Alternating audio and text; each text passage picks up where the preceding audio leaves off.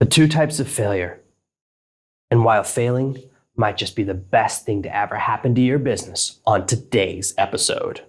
Today's episode is brought to you by Thrive Themes, blazingly fast WordPress templates and plugins built to get more traffic, more subscribers, more clients, and more customers to you. To find out how Thrive Themes can turn your blog or website into a money-making work of art, go to servenomaster.com/Thrive Themes. Are you tired of dealing with your boss? Do you feel underpaid and underappreciated? If you want to make it online, fire your boss and start living your retirement dreams now, then you've come to the right place. Welcome to Serve No Master Podcast, where you'll learn how to open new revenue streams and make money while you sleep. Presented live from a tropical island in the South Pacific by best-selling author Jonathan Green. Now, here's your host.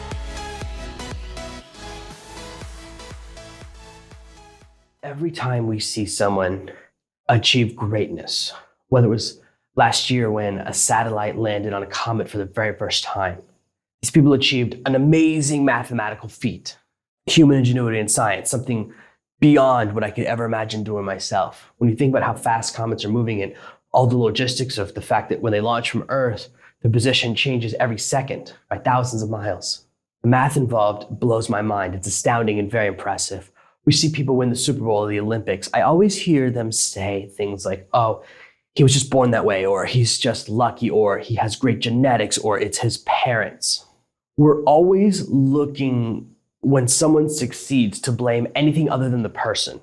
When we see something we don't like, sometimes when it's in politics, we'll blame a foreign actor. We say, oh, he won because of a foreign actor, or because someone cheated, or all these other things. We want to do anything other than blame the person's success, especially when we're on the team that lost, or the person who won is very different from us. What we want to do is find a reason why we haven't succeeded in the way this person has. And rather than take credit for our failure, see, if I say, oh, he won the Olympics because he worked harder than me, then that's a critique of my own life. He has a successful business because he put in more hours than I did. He has a better job than me because he worked hard in high school. These are sentences that no one ever says. They're very hard to do. We have a natural inclination to protect our own ego. This is why we remember things so incorrectly, and we have such an ability to adjust. And we are always trying to protect our ego. And it causes us to make some very poor decisions. So the idea of blaming a third-party actor, we like to do it when it comes to our own lives. And it can be genetics, ability, talent, God, the universe. We blame all of these things, our parents, anything other than ourselves. And this happens when we don't understand that there are 2 types of failure and that one of them is very, very, very good. Most often when we misinterpret the type of failure we're experiencing, when we think it's one type but it's actually the other, that's when we begin to say these things. So the 2 types of failure are systemic and random. A systemic failure is when you have the same mistake and you get the same result over and over and over again. If every single morning you get up and you turn the shower on with the wrong handle, and every morning you get a freezing shower, that's a systemic failure because you're having the same problem over and over again and you're getting the same result over and over again. But when you have a random failure, that's very good. An example of a random failure is when you're building a website and first you're working on the home page and you have a problem with getting it to load correctly. Then you're working on the About Me page and you have a problem with one of the videos. So you're working through the process and you keep hitting different problems. Now, it comes down to interpretation. Oftentimes, we have different failures that give us the same result. More often, this happens to people in a more specific example. For example, in dating, if you go on 5 dates and all of them end in failure, you could easily say the universe is broken. But if we look more closely, we find out at the first date you chose a bad restaurant. At the second date, the person had just been fired beforehand. On the third date, there was a big age differential. We could find that actually the dates failed for 5 different reasons. In that case, you're on the right track because you're learning from your mistakes. When you have random failures, it means that you're learning and having different mistakes. So let's get more specific. I know that a lot of people who follow me and a lot of people listen to this podcast, just like in any other business, get really excited for a while, and then sometimes they fall off because they start to say, well, I can't do it. And the greatest example is with writing. I'm working on my new book, 20K in a day, and this is actually one of the big sections. And I wanted to share this with you now so you don't have to wait for it to get published because this is so important to me. So you start writing a book, but the book's not done. The first time you try to write, your kids distract you. The second time you try to write, the power goes out. The third time you start working on a chapter, you get distracted by Facebook. The next time you get distracted by the television. Now, each of these little individual failures, they're systemic. If you get distracted by Facebook over and over again, that's a Facebook problem. But here's the thing, that's fixable. You can turn off the internet. You can unplug your router, the problem disappears. So it's fixable. It's only when we take a group of these little problems and combine them that then we have a real issue. See, true systemic problems are always correctable. You can say, this is the exact reason I have a problem. But when we have a bunch of random errors, you go, oh, I tried to write a book and I ran into 15 different problems. And then you say the sentence that proves it's a misinterpretation. You'll say, God must not want me to write a book, or I'm just not a writer. I wasn't born with the talent or the ability to be a writer. You see a great writer, you say, oh, I wish I had that ability. You can look at me and even say that. And knowing what I went through and how hard I fought to get good at writing, it's kind of amazing to me because I can see my experience, but people on the outside I know can only see my success. Last night, a really, really good copywriter sent me a message and said, wow, you're a really good copywriter too. Blew my mind. 3 years ago, I was known as the worst copywriter in all of direct marketing. I turned it around by putting in a lot of hours, a lot of study, eating a lot of crow, by apprenticing with 3 or 4 different guys to just learn. But we don't see that, right? When we see someone succeed, we just see the success. And that's normal. The problem is you see me and you go, oh, well, he was born that way, or it's luck, or whatever you want to blame. You'll blame anything other than hard work. As soon as you do that, you put yourself in a bad position, because when you blame an uncontrollable factor for my success or for your lack of success in any category, you immediately take away your ability to change your life. If we look at the big picture and we look a little in the philosophy, and there's the whole philosophy, the law of attraction. And I believe that the law of attraction combined with right action does lead to success, where you kind of have your mind set on a goal and then you take the action steps to get there. But one of the things that came out of my research into that area is that a lot of people say that they want to be successful, but then they have thoughts that block them. For example, there are people who think that money changes you, or that money is evil, or that rich people are bad. If you have any of these thoughts, those negative thoughts will block you from success, because you're telling your mind, money is evil. So part of you wants money, but part of you doesn't. You've created your own barrier. Nobody who thinks money is evil ends up with a lot of money, okay? You will actively and passively in your subconscious, you'll always be at war, but you'll never hit big numbers because a part of you thinks it's evil. And the same way you can put blocks on your ability to make change when you blame things that aren't real. So if you say, Jonathan's successful because he had rich parents, or because his IQ is so high, or because of where he went to college, you can blame anything you want, right? Anything that's outside of my control. I can't control what my IQ is. The thing about IQ is you can't study for an IQ test, right? That's the whole reason it's designed. They're trying to test your baseline intelligence. That's outside my control. I can't control my skin color. I can't control my eye color. I can't control who my parents were. So anytime you blame something outside of my control, whether it's something tangible like my parents, or something intangible like the universe, luck, fate, ability, what you're saying is, I succeeded not by my own effort, and therefore you can apply as much effort as you want and it won't make a difference.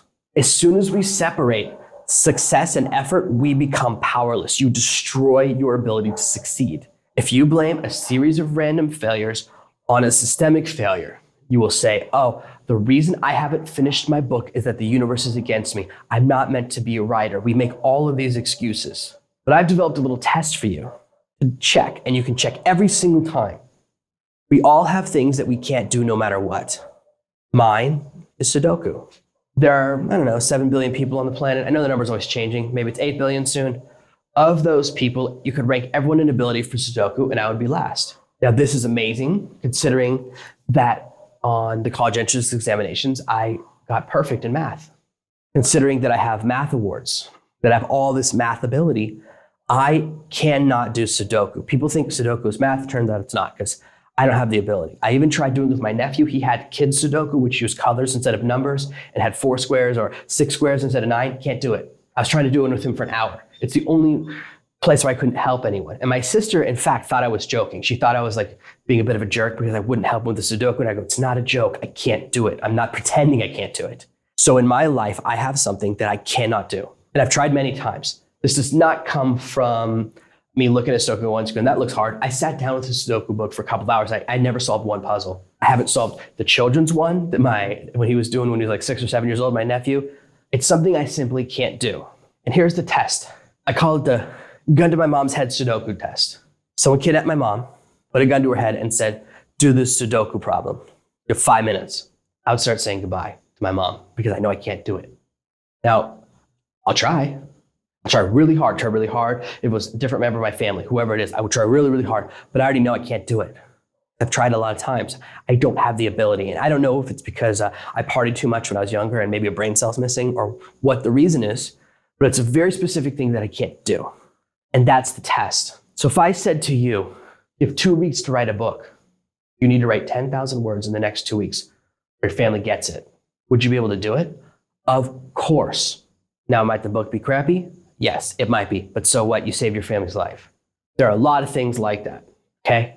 If you told me I've got to run a marathon, I'd be like, no way. You've got my kids, let's start running. I'd find a way to do it. So there are things, of course, I'd be very slow and it would probably take me like 24 hours to do it, but I would do it. I would start running immediately. So there are things that we can do if we have to. Now, sometimes it is lack of training. For example, if I have to run at a certain speed, I need to train. And if I train, I can get faster, and eventually I hit the end of my skill level, but I'm nowhere near it right now. So I'm fat and I don't run very often. Now, if it's surfing or paddling, I can do a lot better because I do those a lot. Or if it's riding an exercise bike, yeah, I can ride that pretty well. So when we start to blame these small random failures, which are actually a good thing because they're teaching you how to improve. As you overcome and fix each random error, it disappears from your life. It doesn't happen again. That means you're improving. But when we blame something else, we say, oh, it's the universe. Then it goes, if it's the universe's fault that it's broken, I can't fix it because I can't fight against the universe. The universe is more powerful than me. So as soon as we blame an external power for someone else's success or for our own lack of success, only thing we're doing is justifying our own inaction. And the real reason that most of us fail at tasks, and we all fail at different things, I failed at a lot of things, it's lack of focus, lack of attention, lack of effort. Because if you said to me that in 12 months, I got to step into the octagon, I got to go to Las Vegas and fight a UFC fighter, I've got 12 months, guess what? I could do it. Would I win the fight? I don't know. But I could certainly train really hard and train well enough to belong there. It's about motivation. You got my mom? Let's start training. And I want you to think about that for the things you say you can't do or the things you hold you back or the reasons your business is failing. Are they things that are actually outside your control or is that just an excuse?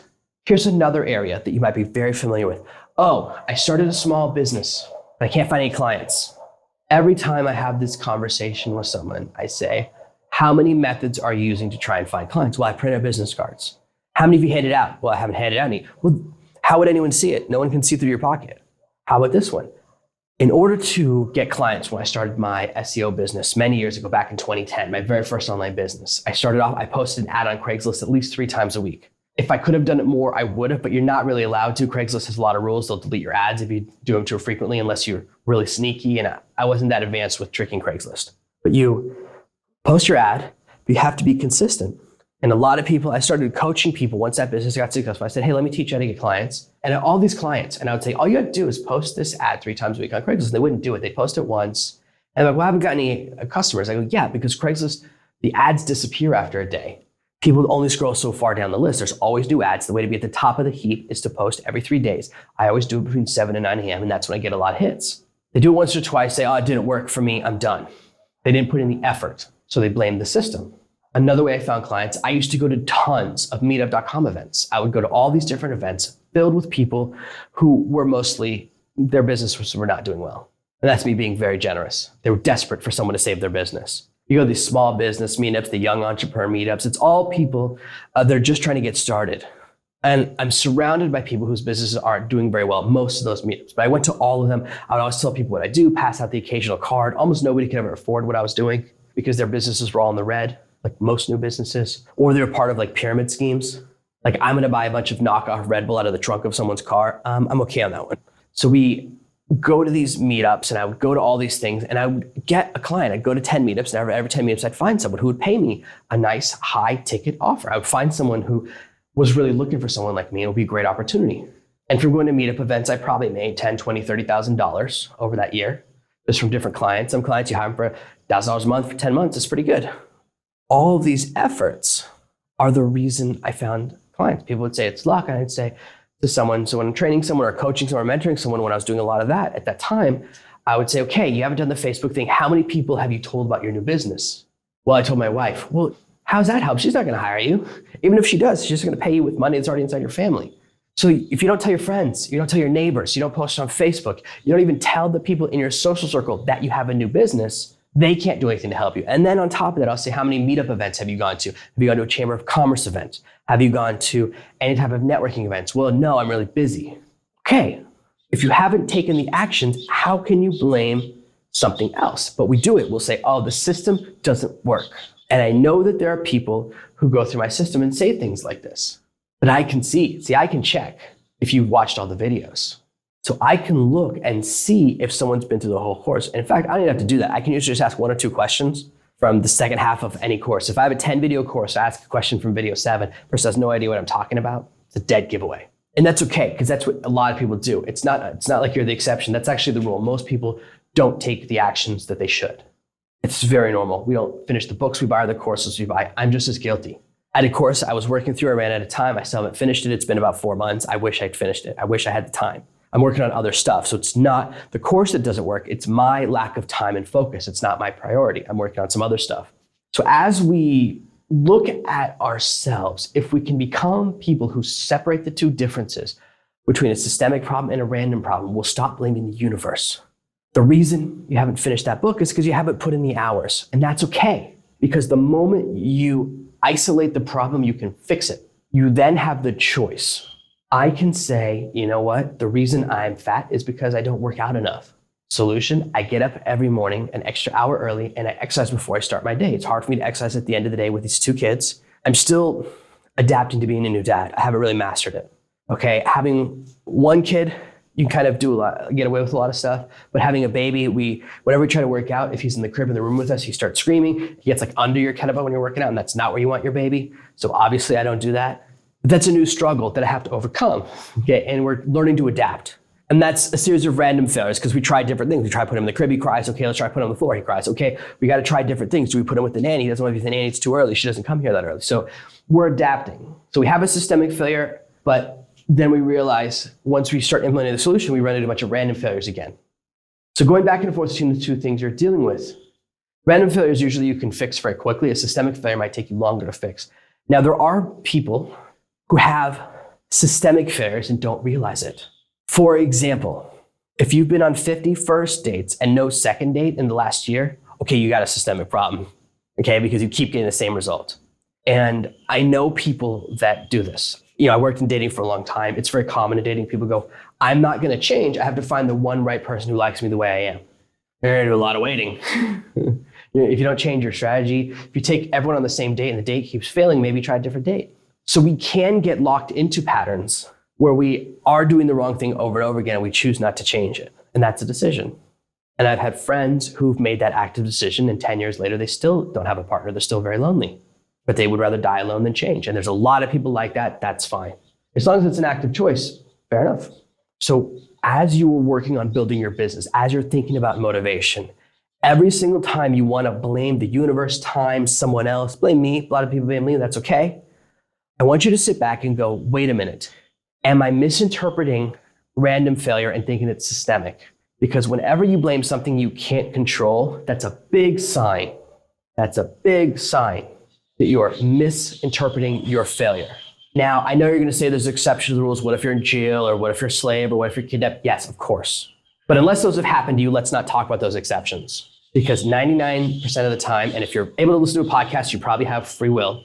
The problem is something else. And I've seen this in a lot of very specific cases. I tell in 20K in a Day the story of a child I tutored whose school told him he was special needs, and turned out he's probably the smartest person I've ever met. He's probably one of the 10 smartest people walking the face of the earth these days. And the school misinterpreted a small random failure in their own teaching process that they didn't correct, so they missed what was actually happening. And they misinterpreted. One of the most amazing misinterpretations I've ever seen. They told the parents, your child is special needs. We will never be able to teach him. He's unfixable. And when I isolated the actual problem, I said, oh no, you guys are looking at the wrong thing. It's one tiny, tiny problem. If we fix this tiny failure, I fixed the tiny failure because I noticed it. And then the end of the story, the principal of the school wanted to talk to me because they thought I was the greatest tutor in the world because I'd somehow cured a special needs child. And I said, it's not what I did. I didn't cure special needs. What I did was realize your misdiagnosis. Very different. You misdiagnosed a random failure and thought it was systemic. And when you did that, you then looked for an external source. Same thing happens when they put every single kid in America on Adderall. If I lived in America, my daughter would be on it right now, if I would let them. My daughter only plays with the boys. Now, there's only one other girl in our class, and she's 3 years old, 4 years old now. Her birthday today is 4. And she gets into fights a lot at school with the boys. She's at a rambunctious age. And they want to say, oh, there's something wrong. Can't focus. Let's dose her up. Okay, because that's an easy solution. You're assuming it's this large systemic problem, and the solution to that large systemic problem is a really large, powerful chemical solution that has a lot of long-term side effects, a lot of long-term complications. And that's not something I want to introduce into my child's life. If I was 2 years younger, they would have put me on it. Oftentimes, we look to medical diagnosis or these big things to solve problems because we assume it's external. Because guess what? If your child's inability to focus is a medical problem, that's outside your control, so it's not your fault. Hey, guess what? You know why my daughter gets in fights at school all the time? Because I told her to. First fight she got in at school. She goes to school here. School here is so poor, she had to buy her own chair. She bought her own chair. First day at school, someone tried to take it from her. She punched him in the face. And the teacher said to me, your daughter punched him in the face. I said, yeah, but someone was stealing from her. I'm not gonna let my kid sit on the floor. You made me buy a chair. It's not like it's a random chair. Now, if it was all room chairs, I would not be okay with it. Okay, but if someone's trying to steal something that you made me buy my kid, of course she's gonna defend it. It's actually hers. It's not, she thinks it's hers. It's not her favorite desk, not her favorite chair. It's the one you made me buy her. It's the one that she chose the color and she chose the design. So it has a meaning for her. And I encourage my children to not be bullied. So there is that balance, but people want to misinterpret, say, oh, your kid's violent. I'm saying, well, if you rob most people, they don't like it. So figuring out things, and maybe you disagree with my parenting style, but I believe that you should say, hey, don't take my stuff. Probably is too rambunctious. She came home with a bruise on her face last week. She does get into a lot of fights at school. Maybe it's too much, but it's not really school. She's 4. It's not like she's in high school. But we always want to blame these big problems because then we don't have to do anything. But you know what? If my daughter's behavior stays a problem when she's 6 or 7, when she's actually in school and she's at an age where I can really help her, but then I can spend time with her every day and really help her work on fixing the problem and isolating why she can't focus, rather than just going, hey, you're broken, take these pills. Because right now, something like 30% of students are on Adderall or some other ADD medication. What do you think the odds are that 1 out of 3 people are broken? Seems pretty unlikely. So we have a tendency to look for big problems so that we don't have to take responsibility. I was a bad kid.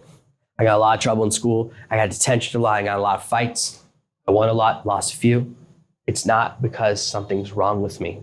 There was other stuff going on, okay? I didn't learn how to socialize properly when I was young. And before you start blaming my parents, the second you blame my parents, you take away my power, and I won't let you do that. Because guess what? When I was 17, I studied Nathan. And I talk about this in Serve No Master. He doesn't even know that he changed my life because he was the first person I met who was popular and nice, and I studied him like you wouldn't believe. I know more about him 20 years later than I do about any other person on the earth, probably. I studied every mannerism, every tick, how he cut his hair. I looked at everything to isolate why is he popular? Because he's surrounded by people, unlike at most high schools. He was the popular guy surrounded by people who loved him instead of people who feared him. And this fascinated and baffled me. And I studied him, figured out what the problem was. I said, I gotta act like that, then people love me too. Guess what? It worked. All of my friends who were friends with me at the time, including Nathan's younger brother, 2 years later, they go, you know, when I first met you, I hated you. But I really like you. You were such a jerk. We were all afraid that you would say mean things that hurt our feelings, but now you're the coolest guy we know. And I said, yeah, I studied your brother. And it's a little bit hard to understand, okay? When someone says, I studied your brother to learn how to be nice, what do you say to that? So the problem was something caused by my behavior. I learned how to change my behavior by studying someone. I altered my behavior. I fixed the problem. It was not a systemic problem. It was not a problem that required medical intervention. The problem was not outside my control. So if you say something is outside my control, it's my parents, it's my genetics, whatever you want to blame, the second you do that, that means I can't fix it. And I don't want you doing that to me. I don't want you doing that to yourself. So when you face failures in your business, when you run into these little random failures that collectively are very stressful, okay? Usually the way we measure success online, we say, hey, I've tried 50 different things and I've only made $1,000 in the last 2 months. It's very easy to go, I'm a failure. I haven't succeeded in online business. I go, no, you're learning. The learning process can be tough. I went through a very long learning arc. If you think learning online marketing was easy, it was not. I lived in my mother's basement for a year, then I lived on my friend's couch in a studio apartment for another year and a half. That is 2.5 years where I lived in a very uncomfortable situation. Now, plenty of people have lived in worse situations. There are plenty of people who had to sleep on floors or sleep rough, and I don't want to take anything away from them, but I do want you to realize that I put in a lot of blood, sweat, tears, and uncomfortableness to get there. Sleeping on a couch at the foot of someone's bed for a year and a half is not a dream come true. But I said, I'll do whatever it takes to learn this craft. So please understand that sometimes it takes time to learn things, and that's okay. By putting in the time, by putting in the effort, we begin to achieve greatness. So as you hit these failures, before you think about quitting, just say to yourself, hey, what's the source of these failures? Because it's not something out in the universe. I gotta stop doing that. And when you isolate your failures, you go, oh, there's 3 different things that are causing me problems. Whenever my kid comes home from school, I get distracted. Or whenever this TV show comes on, or whenever I decide to play a video game, you can find that there's different little things that distract you, or you get projects from work that are too much. Whatever it is, you can fix it now as soon as you stop blaming the universe. And that's why these little failures can actually become the best thing that ever happens to your business, because it allows you to learn, grow, and finally achieve the success that we both know you absolutely deserve. Thank you for listening to this week's episode of Serve No Master. Make sure you subscribe so you never miss another episode. We'll be back tomorrow with more tips and tactics on how to escape that rat race. Head over to servenomaster.com/podcasts now for your chance to win a free copy of Jonathan's bestseller, Serve No Master. All you have to do is leave a 5-star review of this podcast. See you tomorrow. You've just listened to another amazing episode of the Serve No Master podcast. Make sure to subscribe, and we'll be back tomorrow with another amazing episode.